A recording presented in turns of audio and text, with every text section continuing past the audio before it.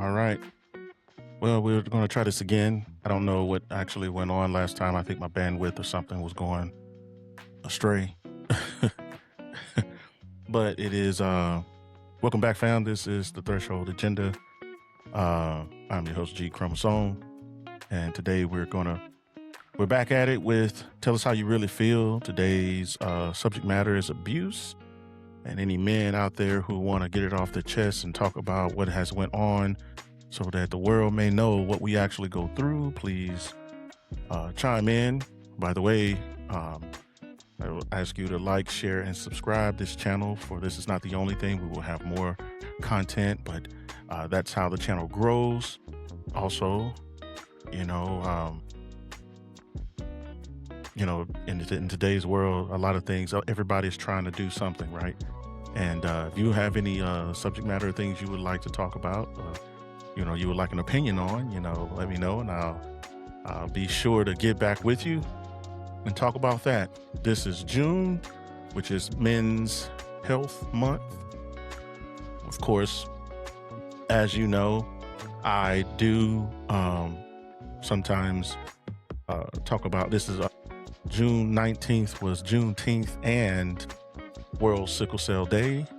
I am the vice president of We Reign Sickle Cell Corporation. It is we are here to inform and educate sickle cell warriors as they transition from childhood to adulthood. For those two treatments in hospitals, they treat both sections differently. There's no pediatric care, and once you become an adult, it is hard. So we are here to help and inform. But today's topic is not about this. It's about abuse. We can put it in abuse as far as sickle cell also, because warriors are constantly going through abuse, and it sometimes it get reported, sometimes it doesn't, because we're taught to, just take it, right? And no matter how much we scream and holler, sometimes it still doesn't matter because people don't think we're actually, well, because I don't have sickle cell. I thank God for that.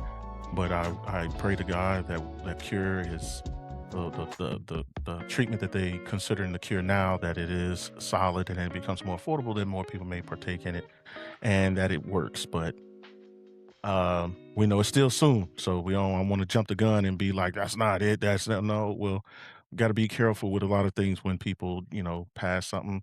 It creates hope. Definitely. I like the fact that it creates hope.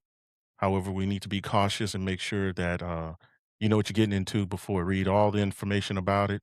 Make sure you educate yourself about it, and then move from there. But we're heading in the right direction with the cure. Um, as a guy, as a man in this world, in today's world, it's a lot of things that's actually becoming more confusing versus confirming.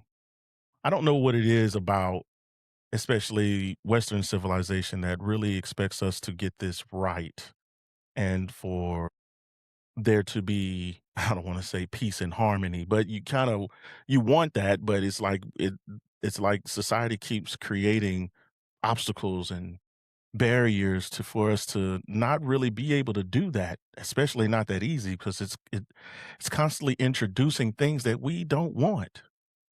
And we adopt things through our childhood, because most of the teachings happen when you're young, and when you're an adult you may be able to see it, but by then it's too late. The character is already developed. It's hard to change these habits, and you try to tell somebody, hey, that's wrong, and then they get angry because they believe they've been doing something right their whole life.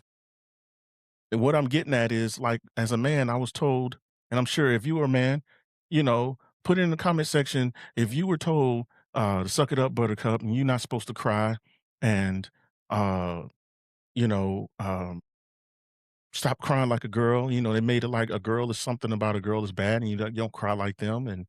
And then now, when you become an adult and you try to have relationships with these same girls that we weren't supposed to cry like, and they want you to express yourself, it's hard to express yourself because you were told from the beginning not to express yourself. Make that make sense. How do we get to being it's always what somebody else wants and not what we want, especially as men. And here's where the danger comes in. When we try to break out of that paradigm, that way of thinking as men, it's the main people to try to, what is it? I guess retaliate against us are other men who should know better, but it becomes one of those things like I said in the last segment, I didn't understand the whole thought process of, striking or hitting somebody or see even saying something. And then if you say something outside of that, then they attack you. But you're the one who's clearly a victim. But the word victim in Western society and men are rarely in the same sentence and accepted as the same thing. Even when it's very clear and in your face, it's still, we're trying to find out, how did you become a victim? As if being a man or being a male and victimhood is something that never is not, it was never supposed to match at all.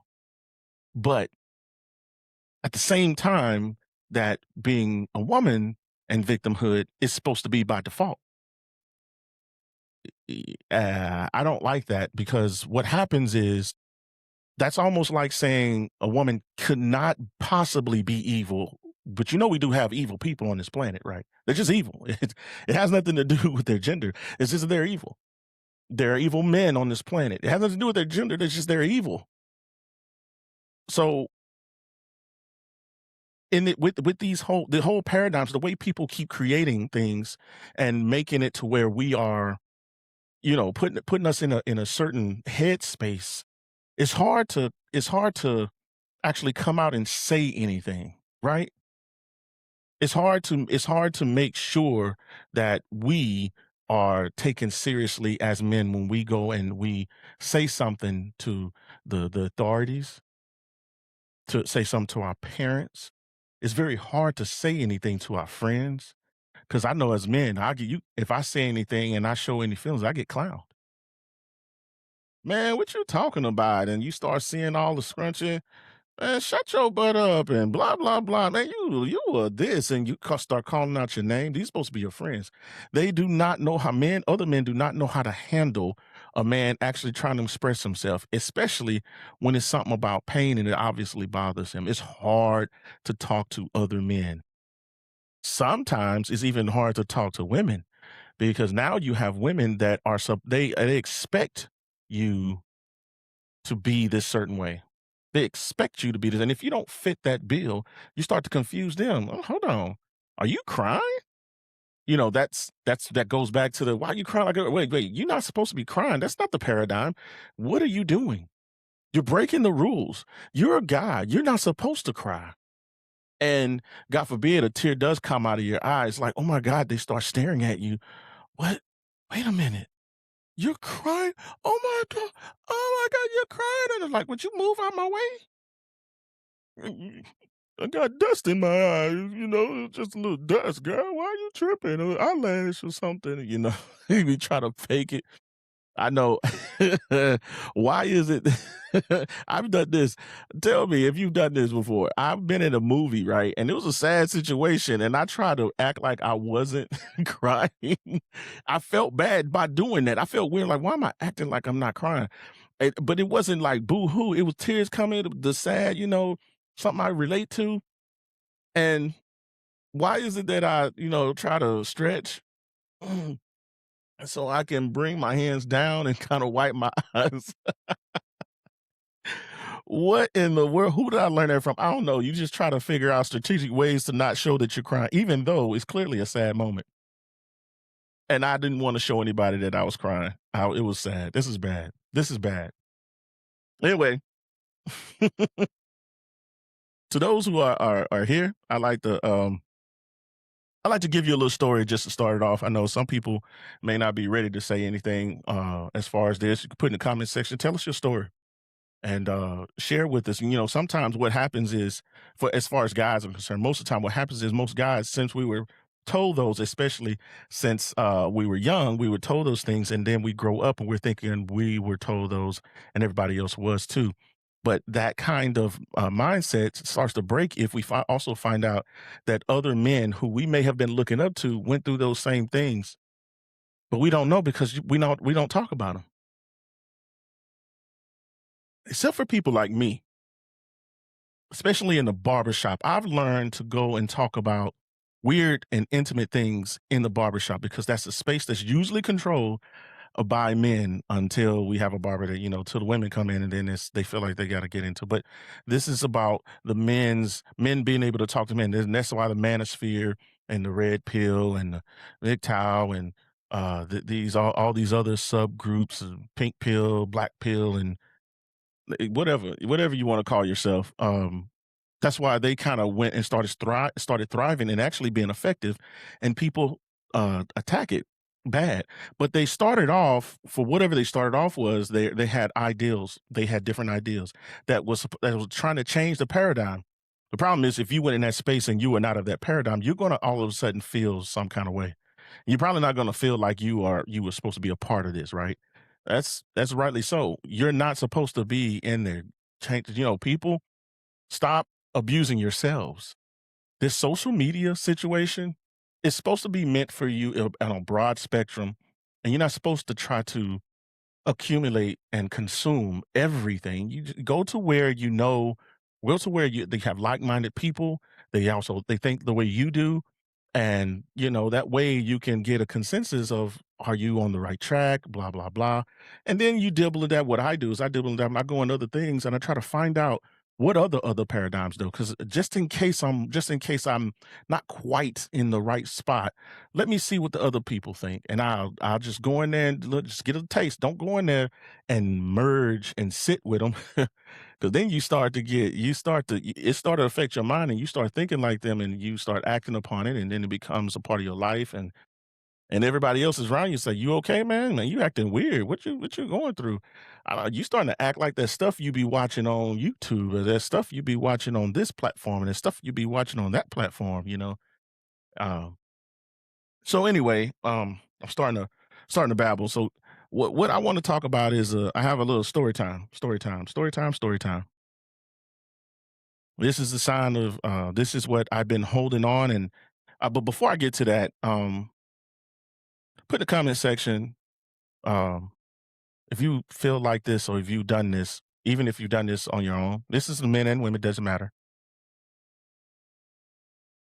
Have you ever been treated unfairly or badly by somebody, and you took it upon yourself to not really say anything for whatever reason? Most time we feel like we don't say anything because we don't want to get in trouble. Um, but I know sometimes you don't want to say anything because of who the person is. And you find it more of a betrayal to say something because it will hurt that person, even though you've been hurt. Tell me, have you ever felt that way? Have you ever felt hurt by somebody and you didn't really retaliate or say anything because of your love or your respect, or even sometimes fear of the other person, and you didn't say anything to the other person, but you're affected by it, and that other person probably went on living? That's a bad place to be. This is why we need time like this to be able to get out and say something.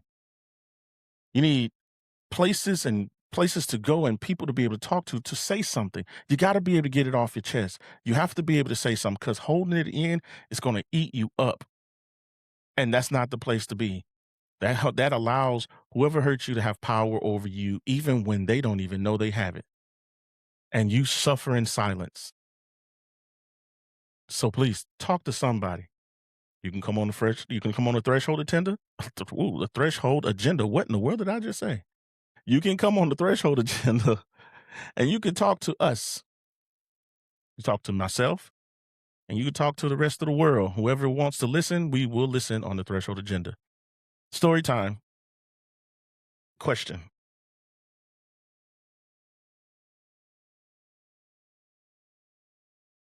If you ever in a situation to where you okay, let me put it like this. If you were if you're a parent and you sent your children out somewhere, they're not young, just sent your 13, 14-year-old children, you know, out. Allowed them, try to give them their freedom to do something. And they were away from the house. and you sent them out to do something, and once whatever they were supposed to be doing is over, one of your children came back and the other one was not. How would you feel? What would you think? What would you think happened? What would be your action or reaction towards the child that came and the child that did not come? What would you do? What's your next step? Or if you were the child, if you were one of the children, let's say there's a 14, let's say there's a one is 14 and one, let's say one is 15 and one is 14. The 15-year-olds, the one you probably going to try to be responsible for whatever's going on. So the 15 and 14-year-old goes out and they do something, but the 15-year-old is the one that came back. The 14-year-old was not. As the 15-year-old, what do you think that 15-year-old should be thinking, and how should that 15-year-old be feeling? Or in the case of you with the 14-year-old, the 14-year-old went with the 15-year-old. They went somewhere, and then come to find out the 15-year-old left the 14-year-old at the destination and did not return. How do you feel? What do you think that 14-year-old is going through or feeling? And in this whole situation, that leads to my story. I was the 14-year-old. I went to a football game. I went to a football game. I was in ninth grade. I went to the football game, and we lived in the projects. And I went to a football game with my brother and his girlfriend. Now I can't remember whose car we were in. If it was my mother's car, and she told me that I can go because of my mother, because he's using the car, or it was my brother's girlfriend's car because he didn't have a car. And if she said if he can go, he got to take me with her. I don't know why I went because I don't like hanging out with my brother, especially when he's with his girlfriend. So we went to the football game. I go in the gate. I know they dropped me off at the gate and they're supposed to went and park the car. Now, whether they actually went and parked the car or they left, I don't know. At this time, I don't know. I know we're going to the game. And I remember going out and they went towards the parking lot. So I went, paid my ticket, get in the game, blah, blah, blah. And I went looking for friends or people who I knew that go to school with, family members or whoever.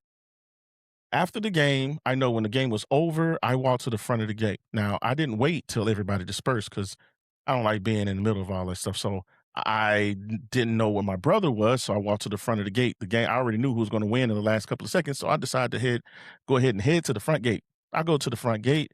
And when I go to the front gate, the game is over. I'm looking because I don't know where they are. So I decide I'm going to wait at the front gate until they're going to pass by me because there's only one gate you go in when you go to this stadium. I watched everybody leave, and I never saw my brother or his girlfriend.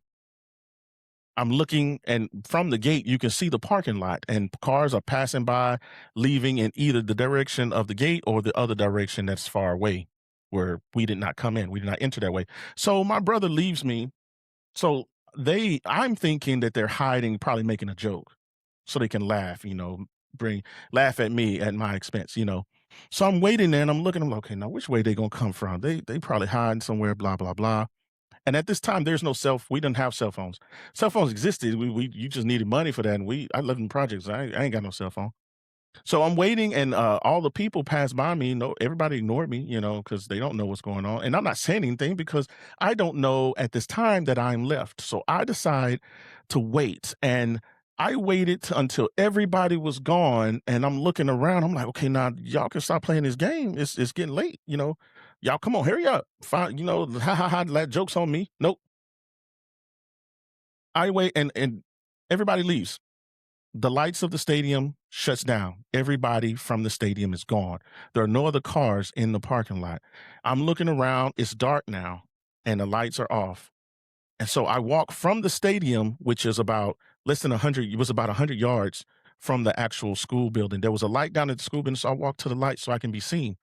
I'm like, oh man, come on, y'all, stop playing. I hope they didn't leave me. I wait for another 15, 20 minutes just in case they forgot this because they remembered that they forgot me and decided to come back. You don't move out of your spot, because it's dark. I can't see. Now, mind you, I've never been at this school at this time of night. And the only way I've gotten to the school is by bus from the loop that goes around the city. And that'll take me a long time to get back to my house. So I'm thinking, oh man, I have to walk home because they forgot me. They left me. And I'm angry that they left me. That is so stupid that you leave me. How you leave somebody? It ain't but three of us. You know good and well I'm in the car. That's a bad situation. Well, unknown to much, it may not feel like you may not think of this, but at this time, I'm in Texas at night, a solitary young black male in Texas in the mid 1990s. KKK is alive and well in Texas. There's stray dogs all over the place, and they're not small. And then you have, traffickers and kidnappers and all kinds of things, people that can do stuff to you. And I'm far away. I'm over 4 miles away from my house. In a place, as I said, I don't know how to get home. I've never been home. I just know how to walk around the big road around the city, basically. So I decide I'm going to leave, but before I leave, I see a car pull up. Now, I don't know who this car is because they're not pulling up directly at the school. So I don't know who you are. And they creeping. They're not driving like they're trying to get somebody. So I step outside the light. I'm like, man, I don't know who that is. That's not a cop. I don't recognize that car. And as they pull around, they drove to this other side as if they weren't looking for me. They drove in a manner that's unfamiliar. So I hid. Now that could have been somebody for me, but the way it was driving, I don't know. I didn't recognize the car. It wasn't a cop. So I decided, you know what? I'm gonna have to go on home. I gotta get away from here. So I start to walk and I just pick a direction. I have a good sense of direction, but I don't know these roads. I don't know what road not to take, what road to take. And it's late at night. I'm hungry. I'm tired. So I decide to walk. I walk over 4 miles, dodging, ducking and dodging, going down little railroad tracks and things like that, because that's the only way I can feel safe enough to get off the main street where nobody may see me because I don't know the dangers of the night in this town. I finally make it home over about an hour and a half later. And I see cars and I hear a bunch of disturbance in the apartment. I'm tired though. So I'm like, why are they okay, well, they're scared. They were scared that something happened to me. Unbeknownst to me, I open the door and the first words I hear is, here you go, right here. Where the boot have you been? And then within seconds, my mother with a belt in her hand start to wrap my body with this belt. So much so, some of those wraps wrapped around my head hit me in the face. I'm ducking and dodging, trying to defend, and I'm confused. Wait a minute. I'm the one that was left. How are you beating me? There are other adults in the house, and no one stops her. Everybody just watch me get beat. And then they say, that's enough. Like, okay, that's good. You got him. That's enough. And the word from my auntie is, why would you put your mother through this? Now, remember, I'm the one that was left behind. And I sat there as my brother sat in the room with no remorse or sense of, you know, no respect for me, no integrity. You didn't even take accountability. No words were spoken to him, but I'm the one left, and I received the beating after I'm cold, I'm hungry, I'm tired, and now I'm going to go to bed beaten. And I'm the suspect of one being left, and I don't know how to respond because everybody's worried about how my mother feels. But mind you, my mother isn't the one that came looking for me because I'm at home already. Mind you, my brother did not turn around and tell them and drive his butt back up there to get me. Mind you, these people who are over our apartment, they have cars. Where were you? Where's the cop that you called for your missing child? Where are the help? Where's the help of the people who are supposed to be looking for me? And why did you decide your first reaction is to grab something and strike me? Tell me, what sense does that make? And what kind of person do you think I would become by being the recipient of such treatment? Who do I tell? This is the people I'm supposed to confide in. I can't confide in you. You're the one that's attacking me. Why are you worried about somebody who was at home safe? Anything could have happened to me, but no, I'm the one struck. And you know what? Not one apology came from anybody. My brother, my mother, my aunts. And what kind of attitude do you think I'm going to have towards such people in the future? Do you think I'm going to be happy and trustworthy of people when they tell me something? Do you think I'm going to be more violent? Do you think I'm just going to simply ignore and try to repay somebody else with the way I've been treated? What would you think? Tell me, how would you respond to such a treatment? Have it happened to you? If you have, put it in the comment section. Tell us what happened to you. That is my story, and this is how I have grown to hear other men's stories, not exactly like that, but what do they say? How do you respond to somebody when it is your very family and your loved ones, the ones who are abusing you? Do you even at that time, did you even consider it as abuse? Because Imma tell you, this story has rarely ever been spoken about. I rarely told anybody about this. Was I protecting the people who did it? Most likely, because it was my mother and my brother, right? You don't wanna say anything bad against your family, but it's crazy. Don't family act like family? Just because they're kin to you don't make them your family, right? They're supposed to protect you.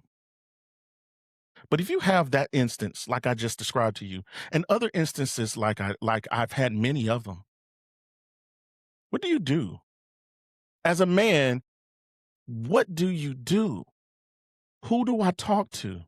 Can't talk to other men because, man, you are such a sis, yo, you a sissy, and they call your names outside, and you are this and you are that. You soft, and you get disrespected for actually being a human. You take it to women now. Oh man, I can't do that. They don't even trust you. And if especially if you want a relationship with them, now they gonna think you too soft. You can't protect me. You over here crying. Are you crying? What you crying about? You harbor these feelings inside and you got these things, these thoughts start to shape your paradigm. What kind of man are you? Well, how are you going to treat people in the future? This is what happens when a man is abused and nobody wants to hear him out. And yet we're told we need mental health help. We need to go to therapists. We need to tell a person who we've never met, and most likely in my situation, yes, I'm going to say this in a little. I'm going to say this a little bit. It's not always the case, but some of that is actually the experiences of a black man, not just a man. Because our we have some of our experiences a little bit different than another than other races of men who, but there are some generalized consensus. If you are a male or a man, you end up having to be by yourself when you talk about the traumas that you go through, what kind of situations you have in your life. We can't even go to the church half the time now. Think about that. How many of you have taken your trauma to the church and felt better? I'm not saying don't take it to God because you know I'll go there. You take it to God, definitely. There's been plenty of times where I've been treated wrong and I wasn't asking for anything. It wasn't necessarily traumatic, but it was a bad experience. And I know that God said, vengeance is mine, saith the Lord, and he will have his vengeance. And it comes in a very peculiar way. But you don't want that to happen to your family, right? So you kind of hold your tongue. I don't want to say anything because the trauma and abuse that happens to us, we can't say it out loud. Do you know that sometimes, even on social media, I hope it doesn't happen here because sometimes I really don't want this to be flagged. Do you know that some men have actually tried to identify the abuse that happened to them on social media and they got flagged for it as, what was it, incorrect information or spitting misinformation? What? Misinformation? I'm telling you about my own personal life. How are you telling me it's misinformation? Because they don't want to believe it. They don't want to believe that you as a man has had something happen to you. You're wrong. You're wrong. That didn't happen to you. Don't you say that. And just as my aunt says, no, you put her through that. I put her through that. I decided to walk home. I decided to stay away in the darkness out there on my own to make sure that my mother is stressed out. That's what I did, right? That's what the story is going to be now. I did that. I have to take that on. I have to take accountability for being left. I should have teleported home instead of walking. How dare I walk home and fear for my life? How dare I try to actually come back home? I should have stayed out there and just been in the wilderness. I should have been one of them. Should have lived out my life in anger and rage and got vengeance for how I was treated. Let me go in my life. Let me join the military with rage and vengeance and go and abuse people. Let me do that, right? Because that's what I'm supposed to do. Because by default, men are seen to be suspects. So much so that in today's world, I've said it once, I think, I'm going to say it again. In today's world, it is actually the paradigm and it's spreading like wildfire that a lot of women are thinking that men are worse than bears in the wilderness. We can't even just be a man and be general as another human. No, we are predator by default. Yet, if something happens to me and I have to go out on the street, where are the shelters where I can go and get relief? You can't find them. You can't find them. But you got shelters all over the place for women. Some you didn't even know were there. Some of the women didn't even know were there. But there's rarely a shelter that men can go because nobody really cares, even other men. Because the paradigm has been set since we were little that we are not to protect each other. Our job is to protect the women, and all of the suffering that we go through, sometimes at the hands of women, but mostly actually at the hands of other men who will put you in your place. If you go against this paradigm, we suffer. We can't say anything. They call the cops. The vast majority of cops are men who don't care. They have that paradigm too. You go to church, the vast majority of pastors are men who have that same paradigm. You go to the hospital, the vast majority of doctors are male who have that same paradigm. So they don't think you feel the pain. I'm hurting. I have to scream. I gotta holler. Ah! I gotta mince and wince and I have to grit my teeth. I started to think that's almost the same way as it's described away from God. Basically, outside of the gates of heaven, there will be weeping and gnashing of teeth. And it's almost like the men, I as a man, the only way I can even be considered as actual pain is I have to weep and gnash my teeth and grimace. Is that true? Do you feel like that? Have you seen that? If you are a man, do you also feel like that sometimes? And if you're a woman, have you noticed any men going through that? If you stop and just if you just stop and put yourself outside of the scene, step outside of the box and look in, could you say that, yeah, I can see that? Or, nah, I just think y'all overreaching. What do you think? Has it ever happened to you? I think there are times when I have to actually just ignore it. There are times I actually have to just ignore the pain, ignore what it is how I actually feel. Because I know if I say something, it may actually make it worse.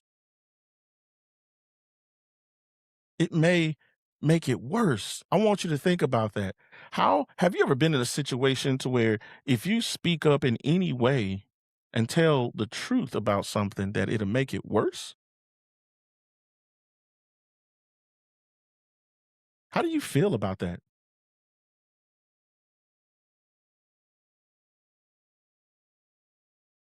It's kind of scary.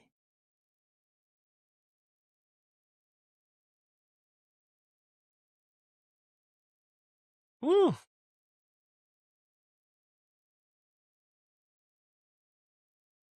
I blind myself with the light. I think that's a little bit better. Had the light turned down big time.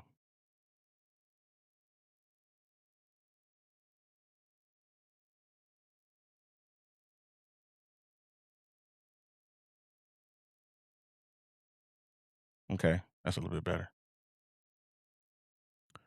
Yeah,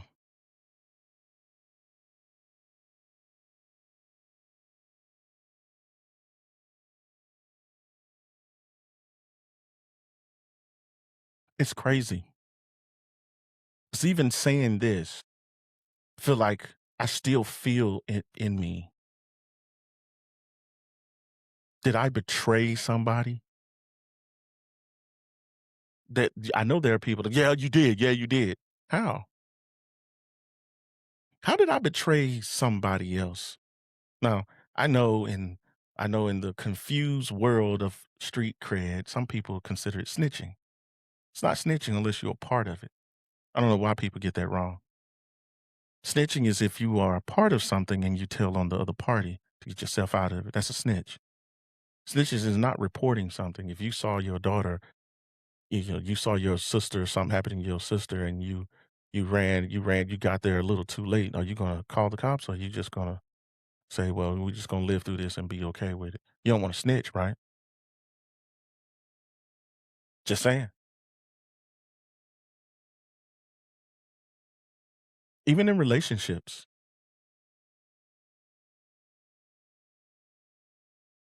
even in relationships, abuse could happen even in just random times. Abuse can happen, especially as a guy. I've experienced abuse, and I remember it was told to me to my face that it wasn't. And no, as I'm going to say it again, I was not considering it as male female. It's just that I know I've been hearing the paradigm in the church. In the church, I heard a lot about what the male and the boy should do, what he should do, what he should do. Everything they come hard on what we're supposed to do in favor of the girl or the female or the woman, our mothers, our grandmothers, and all of that. In our families, I heard it a lot. But I have yet to hear the pounding in the head of girls what they should do. What I did hear was what they should not do. I heard a lot about the restrictions of what they should not do. But one of the things I never heard that girls should not do, that I never heard pounding their head what they shouldn't do. I never heard that they shouldn't hit the boy. I never heard that. And you can tell because through school, there'll be times where a girl felt very comfortable hit me in the back of the head because she thought that I wasn't smart enough, or she thought that what I said was stupid. And I don't even know what I said. Sometimes it wasn't it. She just make a crack a joke, and if I wasn't acting accordingly, she felt the freedom without retaliation or without any kind of consequence to strike me in the back of my head. You said, "Shut up," and hit. And if you dare strike her back, all the men who you didn't even see in the vicinity will show up, teleport to your very presence, and commence to retaliate and defend her honor. And I say that the only reason I say that is because not because I want to hit a woman, but I say that because what is it about those other men who also most likely has been happening to? Why did we feel, and I say we because I felt that too. Why did we feel the need to defend her for striking him? Why was that our thought process? It was okay. It was okay to watch him being struck. Why was it okay for me to watch him being struck? Why is it okay for us as men to watch and witness another man and stand by? We will be on standby waiting. Now, I don't do this anymore, but a lot of men I still see doing it. They will stay on standby waiting for the man to be abused and will not lift a finger to stop it. And you're another man. It's okay in your eyes and in your presence to watch that man receive whatever he received, because even in our mind, the paradigm, the seeds of a paradigm that doesn't belong to us was planted in our psyche that it is okay for that man. He had to have done something. He had to have done something, even if it's two men. The one receiving the punishment had to have done something to be getting beat, to be getting attacked, to be getting cussed out, to be getting pressed, to be getting called out his name, to be getting disrespected. He had to have done something to receive it. By default, no evidence, you weren't there. This is the thought process that we have.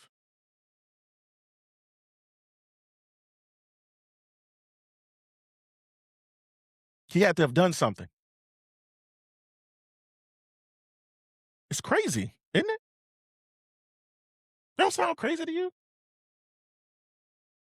No? What you think? Could it be that this is a spirit? Here I go getting spooky. Could it be that this is a spirit?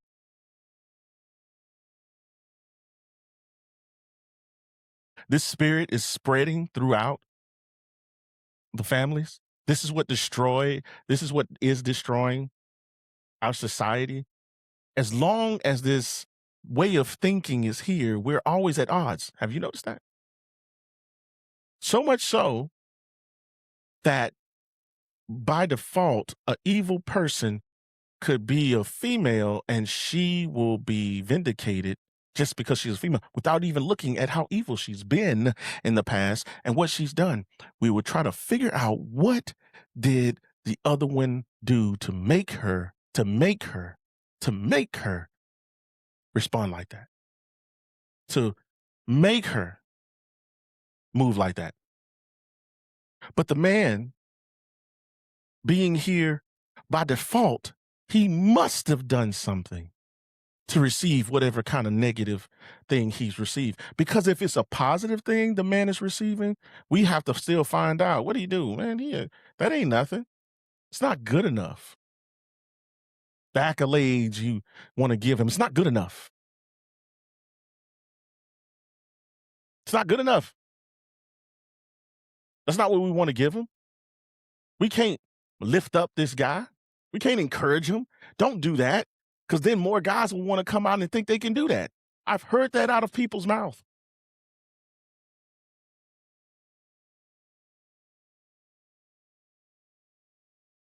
How many times have you, as a man, now remember? I know in the black community we tend to praise chastisement, especially if we see somebody who we know never received it and they acting a fool.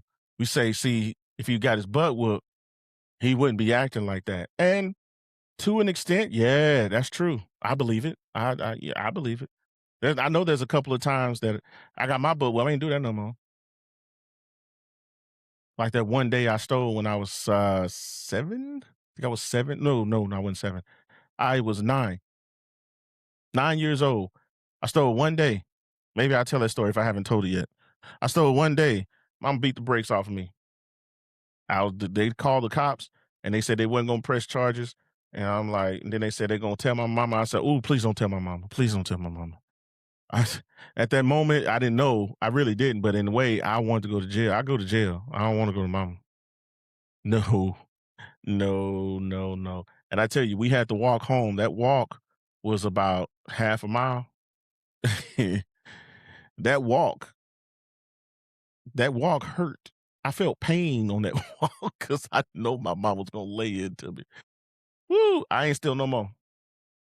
No more. Never. That's not abuse. I did something and I earned it. But what did I do in this situation? There are times when we receive abuse and we don't deserve that kind of thing. Now, not trying to be spiritual, but see, this is why we need the mercy of Christ. Mm-hmm. Because the devil will abuse you. The enemy will abuse you. You will do what it wants and satisfy your flesh and do everything, and the devil will still abuse you because it wants to take Everything, it wants you to give everything you got, and sometimes even your life to satisfy that urge in your flesh. Yep, that's what you want. If you choose that, you choose abuse.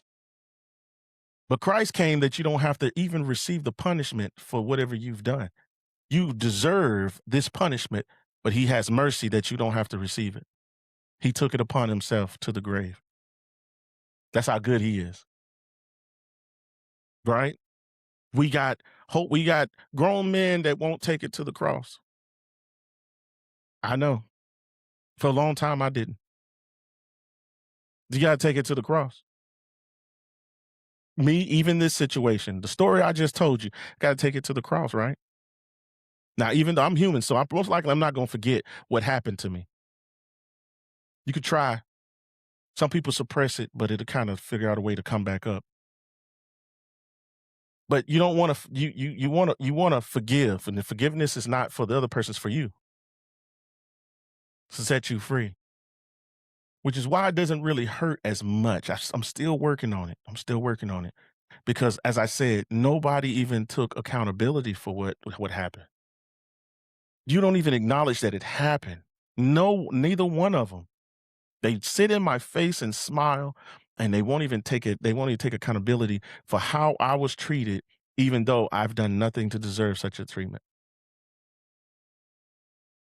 But this is a part of the journey of the long suffering. This is a fruit of the spirit. I'm not taking it in pride like I like it, but working through it is something that I know makes me a better person. One of the ways of doing it is by speaking out and getting it off your chest. Say something. You can say something.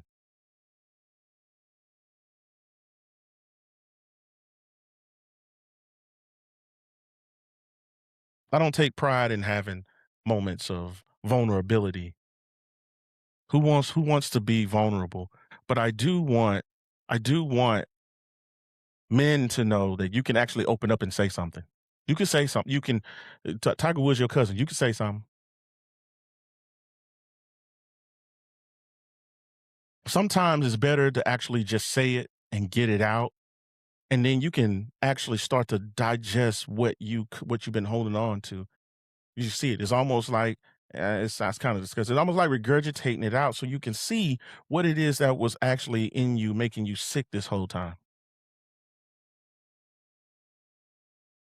That's taking that yoke off of you and laying it at his feet.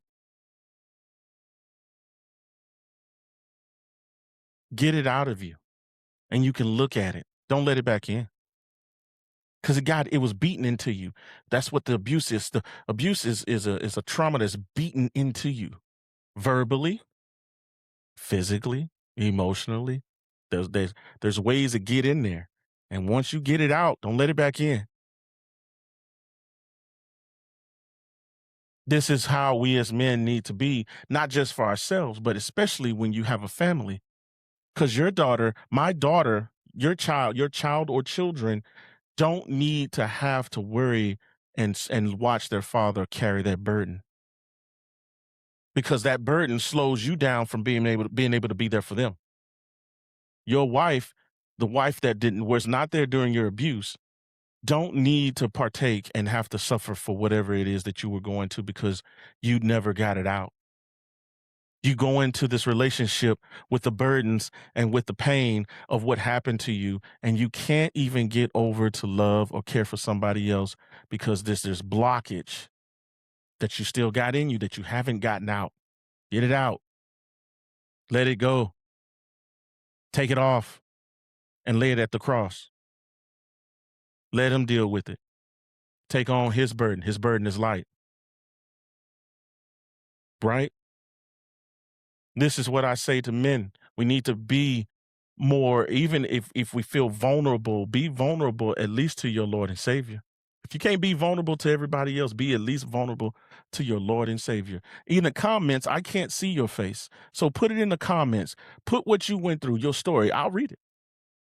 You ain't got to be short. Put it in the comments. Let it out. And if you want to, tell me you want me to come back Saturday because I plan on doing this. I think men just need a space to be able to vent out and say what they feel. It don't always have to be negative. It can be positive. Today is about abuse, but the next one could be about, whatever the title is. But get it out. We can talk to each other. We don't have to murmur and complain in the corner. Go hide out. Take our anger out on somebody else. We don't have to do that. It's very easy to do it. That's one thing I would say my mother told me.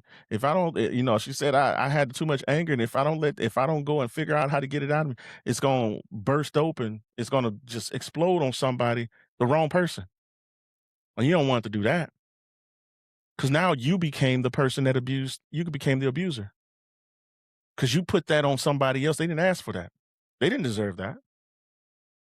Right? And as a man, your job is to protect them, even if you got to protect them from yourself. Protect your children, protect your spouses, your friends. You're supposed to protect your family. Whoever you have the headship over, you're supposed to protect them and provide them. I can't provide you with love if I'm blocked up and clogged up with hate and resentment, right? I got to be able to get it out. And no, I'm not just talking to you, I'm talking to myself, even as I talk real time. That's part of it, getting it out. Me talking to myself real time. Get it out. Don't sit on it. It's not doing you any good. What do you gain from holding on to it? What do you gain? Try to get it out of there. Sometimes it may take you to say it a couple of times because you may have to rehash that memory. You may have forgotten a couple of pieces, and those pieces may be hooks in your soul. And you gotta figure out a way, just like when you fish, you gotta figure out a way to get that thing off of there. So I encourage every man to get it off their chest. I encourage every man to don't feel like you're the only one going through it. We know. We know. My story, that's just one story. But that story obviously is still hurt me. I wouldn't remember it. I wouldn't even be picking up on it. That story is a story that I want to know if anybody else went through something similar to that. Because I don't think my story is like the worst story ever and nobody else has ever went through anything as bad. But for me, that was a terrible situation because I opened my door, man. I walked home. The home is supposed to be the place where you have peace. And there was nothing but turmoil. And things were turned on me to where I didn't know how to respond to it. How do you respond to the adults saying these things to me and I'm the one who was trying to feel relief finally?